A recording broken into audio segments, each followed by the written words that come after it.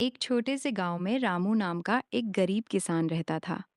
उसकी एक छोटी सी जमीन थी जो सालों से सूखी पड़ी थी। बारिश समय पर नहीं होती थी, और अगर होती भी थी तो इतनी कम कि फसल उगाना मुश्किल हो जाता। रामू रोज सुबह सूरज निकलने से पहले उठ जाता। उसकी पत्नी सीता उसे एक सूखी रोटी और थोड़ा सा नमक देकर खेत पर भेजती।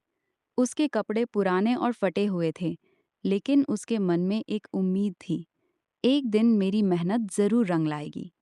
गांव के लोग उसका मजाक उड़ाते।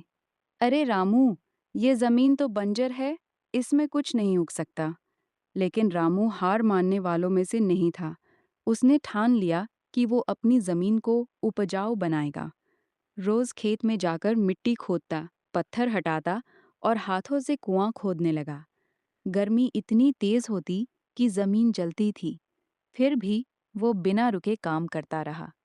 एक दिन उसकी पत्नी ने पूछा, इतनी मेहनत क्यों कर रहे हो? अगर फसल नहीं हुई तो? रामू मुस्कुराया, अगर कोशिश ही नहीं करेंगे तो फल कैसे मिलेगा?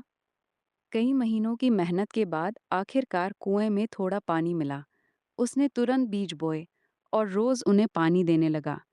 पहली बार उसके खेत में हरी हरी छोटी पौध निकलने लगी। लेकिन किस्मत ने अभी उसकी परीक्षा नहीं छोड़ी थी। एक रात अचानक तेज तूफान और बारिश आई। सुबह जब रामू खेत पहुंचा तो उसकी आधी फसल बर्बाद हो चुकी थी। वो जमीन पर बैठ गया और आंखों से आंसू बहने लगे। फिर उसने खुद को संभाला और कहा, नहीं, मैं हार नहीं मानूंगा। रामू ने फिर से खेत को ठीक किया, जो बचा था उसे संभाला और दोबारा मेहनत शुरू कर दी। इस बार गांव के कुछ लोग उसकी मदद करने लगे। सीता भी रोज उसके साथ खेत में काम करने लगी। धीरे धीरे फसल फिर से बढ़ने लगी। कुछ महीनों बाद रामू का खेत पूरे गांव में सबसे हरा भरा हो गया।